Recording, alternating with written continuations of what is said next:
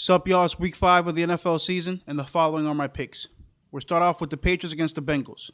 The Patriots are coming off a tough win in Atlanta. Barely got the job done, but they came out of there alive, still undefeated. They lost Vince Wilfork due to a torn Achilles for the whole season, though. The defense should be alright. They're the 6th best scoring defense, and Aqib Talib is shaping out to be a great player. The matchup to watch this week is Aqib Talib against A.J. Green. A.J. Green only 1 touchdown the past couple weeks. He's been struggling. On the other hand, Aqib Talib has played well the whole season. 4 picks this season and 1 pick in each of the last 3 games. On the other side of the ball, Andy Dalton has struggled with this offense, at least against the Browns last week, putting up only 9 points, failing to put up a touchdown. Gronk could be back for the Patriots. It's a toss-up. I have the Patriots winning 28-17. Next up is Lions against the Packers. The Lions lit up the scoreboard last week against the Bears, dropping 40 points. Reggie Bush had a heck of a game, and he's playing exceptionally well. However, on the other hand, the Packers are coming off a bye week, and they've beaten the Lions the last 3 meetings. Should be interesting, though, because that Packers pass defense isn't that great. Subpar this season, opponents are averaging over 300 yards through the air against them. They hope safety Bennett's return helps stop the bleeding. Division game should be a close one. I have the Packers beating the Lions 35-31. Next up is Seahawks against the Colts, an interesting matchup. 2 quarterbacks from the 2012 draft class. Saw the Seahawks pull off the miraculous comeback in Houston last week, 20 unanswered points pulling off the victory. However, Russell Wilson seemed to struggle passing the ball. A QBR below 50, his ability to run for some short yardage helped him stay afloat. However, on the road, a good defense and a good run game travels well.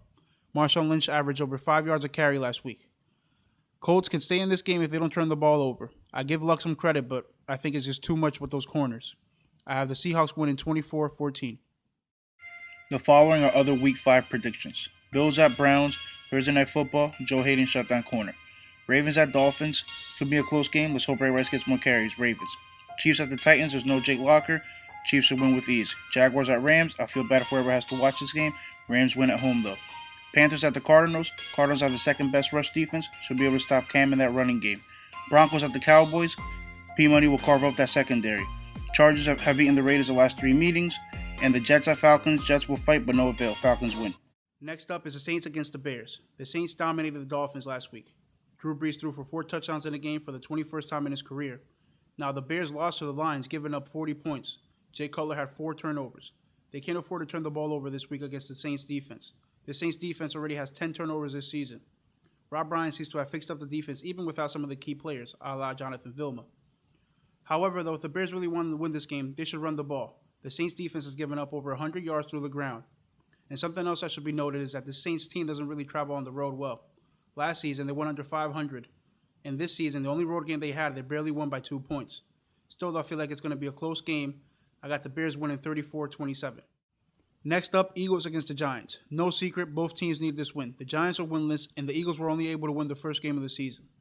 The Eagles' offense has been MIA, though, specifically Deshaun Jackson. Only 5 catches for 96 yards the last couple of weeks.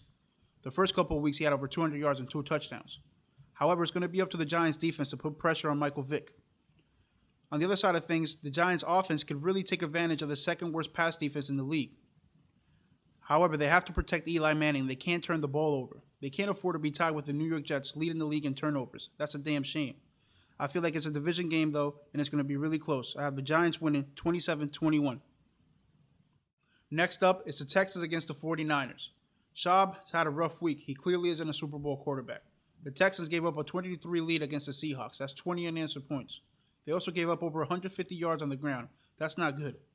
On the other hand, Frank Gore got over 150 yards against the Rams on the ground last week. He should have a field day against that Texans defense. However, though, something we should know is that Kaepernick hasn't thrown over 200 yards through the air since week 1. Eventually, he's going to have to throw for more than 200 yards. Gore can't do it all. I feel like Ben Tate and Arian Foster aren't going to be enough for the Texans. I see the 49ers winning 24-21.